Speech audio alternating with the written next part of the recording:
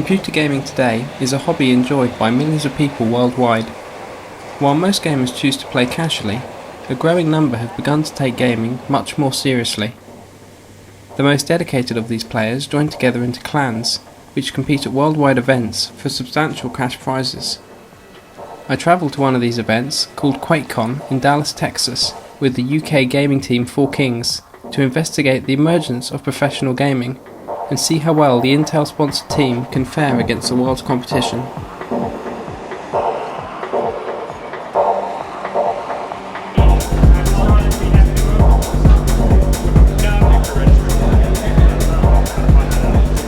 Over 4,000 gamers from all around the world turned up to play at QuakeCon 2003. They competed in such games as Quake 3, Wolfenstein and Enemy Territory. There's like huge cash prizes, and it's going where we were hoping it was going to go. We've spent months going over different tactical ideas. It's not a geeky thing to do, it's an okay thing, and loads of people play games. Alright, want me to redo that? Yeah, go ahead. This is the entertainment of our generation, you know? Top rope! Well done. Cover door!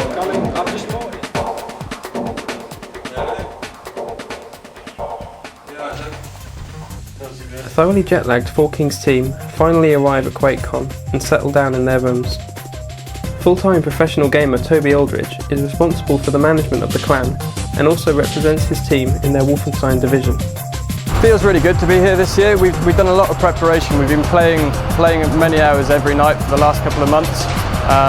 Big work up to it. It's the biggest event ever as far as Wolfenstein's concerned. And there's $20,000 up for stake for first prize, with a total purse of $125,000. As competitive gaming has grown in popularity, many hardware developers have begun to release high-performance products specifically for the gaming market. The Four Kings team brought their own equipment all the way from the UK.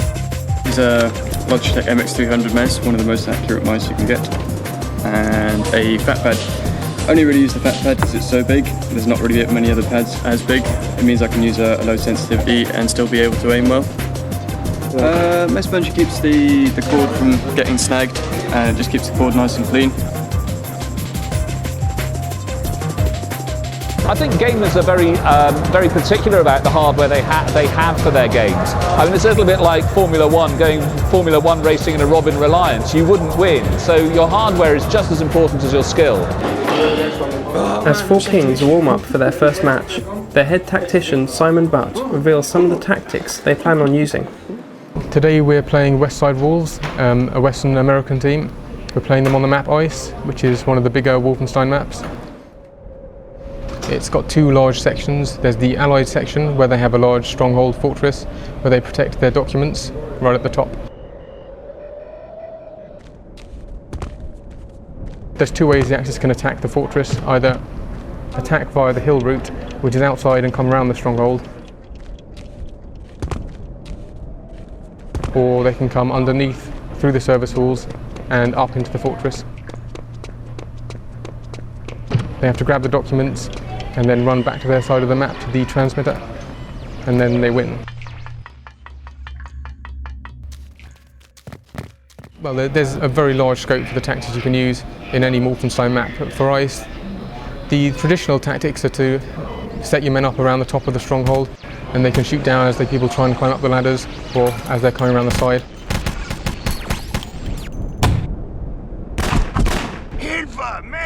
My role is the Panzerfaust, which is a heavy weapon. Generally I'll be watching the inside, and if there's a lot of enemies coming in, I'm going to have to fire at them and take them all out in one shot, hopefully. If you're attacking as a big group, you're going to get taken down. So you need to attack them from as many directions as you can, and as coordinated as you can. I'm making Cinema 6. And the pistol versus MP4 in the north. There's a lot of thought that goes behind gaming now, and now it's multiplayer. It's all about beating the other person or the other team. So There's a lot of strategy, a lot even psychology, working out the best ways to beat a player, working out all their weaknesses and how to exploit them. The first match Four Kings are set to play is versus the American team, Westside Wolves. We're about to play Four Kings for our first match. Should be good, should be fair competition, pretty balanced teams. I heard they're one of the best Euro teams, and we feel we're one of the best North American teams. 2 good flag, 3 good flag. Let's go south. Both dead.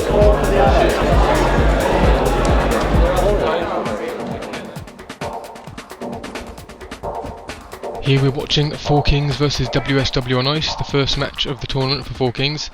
We're watching from 4K Zommy's perspective as he leads the Axis team towards the mid-level spawn flag. The Axis need to grab this flag in order to respawn and push the main allied stronghold. We see them exchanging a bit of heavy weapons fire, one man on each team being obliterated. Then the Axis will be taking out the remaining defences and grabbing the spawn flag. We had a good respawn time, so a hill attack was called in the hope that the allies hadn't had time to set up their defences. So we see 2 medics and a lieutenant pushing up towards the hill and round the side of the stronghold. The medics being the most important, as here we see a lieutenant being taken down, but the medics can get him straight back up again. The hill's looking reasonably clear, and at this point we're thinking that the allies haven't got the defence up in time, we're going to have an easy run of it. But the allies have got their defences up, they've got 3 men at the top shooting down, and also unfortunately they spawn behind us and get us in a nasty crossfire and wipe us out. We then respawn and Zommy calls a 3-3 split, 3 to the hill and 3 inside. But the allies have got a rocket launcher watching inside. But luckily we leap over the top of it and kill him. At this point the other 3 members of the team are pushing the hill and distracting the guys up a base. Zommy and Explicit go up the outside near the ladder. A nice bit of teamwork to kill that guy.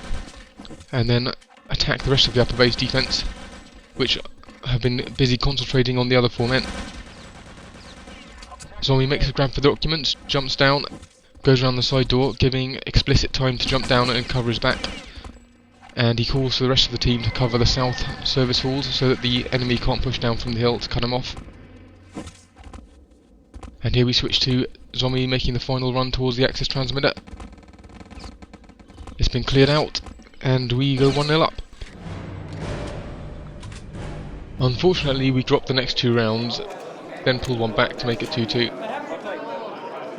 The tactics were rather unconventional by European standards, and got the better of us in the final round, and they knocked us into the losers bracket, giving us a very tough run if we were going to make the finals. After the match we were all obviously unhappy at the result, so we went up to the hotel room to talk over what had gone wrong and lift each other's spirits a bit. We then got an early night to get over the jet lag and be ready for our next game in the morning.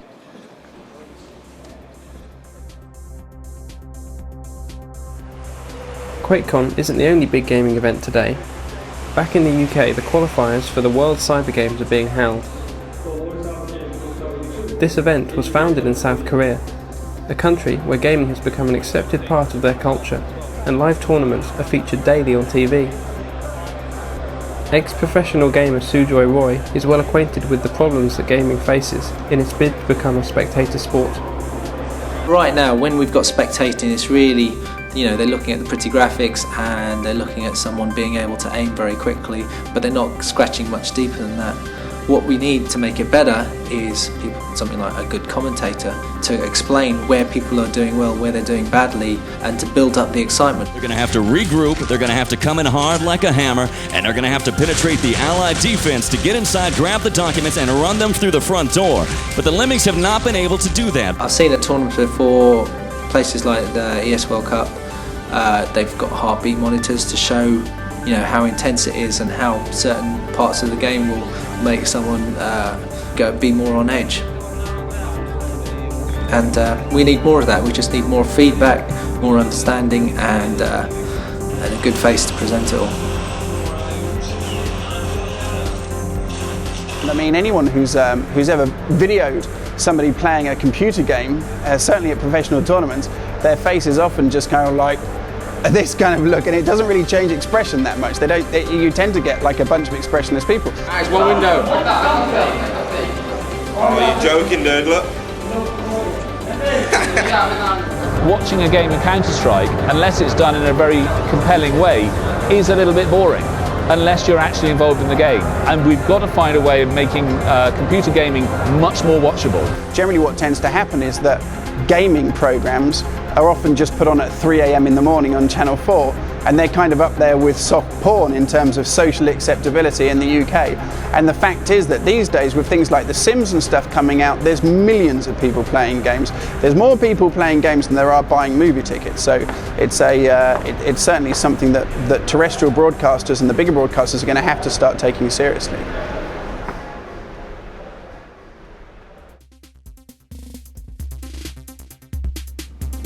So how do you feel this morning?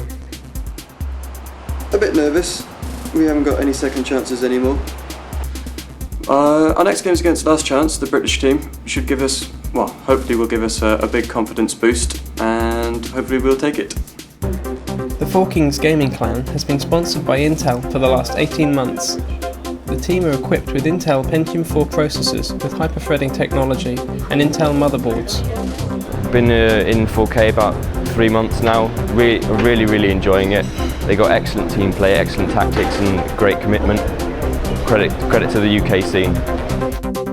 In the hour before the match, Four Kings spend some time in their hotel room going over attacking plans and making sure each member of the team knows what their role will be when Toby calls the attack. Is Rob, Mike, Chris Medic, Will Engineer, Side Panzer, Fire Tunnel. Engineer going tunnel. Well, we may as well swap that to Rob's Panzer. Yeah. Medic through tunnel. 5-1 tunnel. And then I go to 2 implant 2.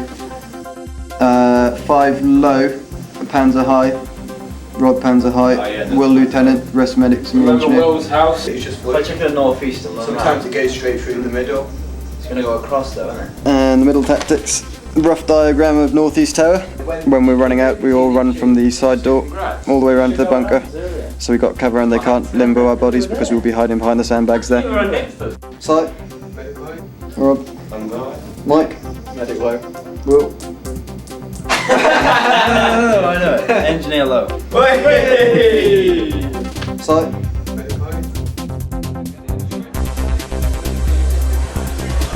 The pressure is on Four Kings to perform. Any loss now and they face an early exit from the competition.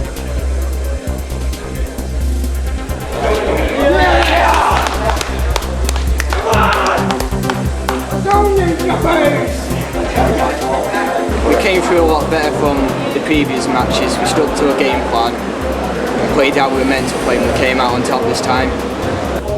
With their confidence back, Four Kings go on to beat teams from the UK, Germany and America. And in a twist of the draw, they also faced Westside Wolves again, who they beat this time around 3-0. I'm weak. I'm weak. In the quarterfinals, Four Kings were up against the most formidable opponent, the European team GMPO. It had been said that the Four Kings versus GMPO match on base was one of the most exciting in the competition for spectators, and it was certainly a tense game to play. We took the first round reasonably easily, then GMPO got themselves together and brought it back to 1-1, and before we knew it, it was 2-2 and going to the deciding round. We set a great time on attack, just under 3 minutes, in the 15-minute round, and then switched to defence for the chance of going to the semi-finals. Unfortunately, GMPO managed to break through our defence and planted the main radar tower, breaking our 3-minute time. We finished in 4th place, which technically places us 4th in the world, but understandably we were all rather disappointed at the result. I think they've lost some activities. We're down. The Wolfenstein finals were held between GMPO and the Swedish team iNfensus. Over 2,000 people were present spectating the finals, with many more thousands watching the games live online.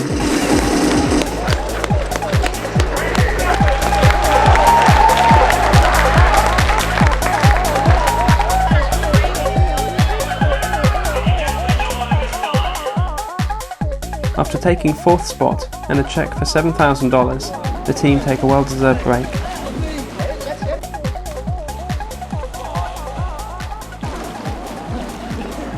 competitive gaming still remains something of a sleeping giant, a subculture which is enjoyed by so many and yet still so misunderstood by mainstream media.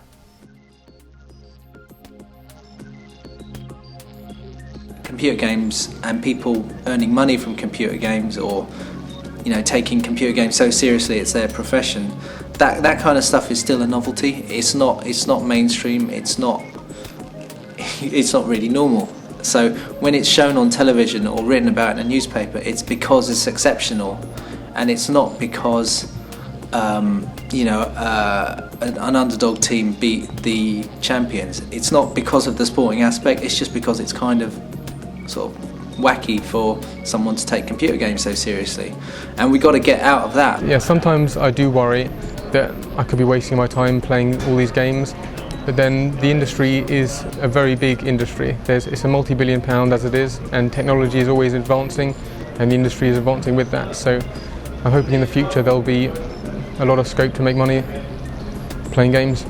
Trying to get traditional media to cover the events, more mainstream media will help get a lot more sponsors into it, and then it turns into NASCAR and all these other big marketing-driven sports. And I think we will get there eventually. It will be recognised as the new sport for the next millennium.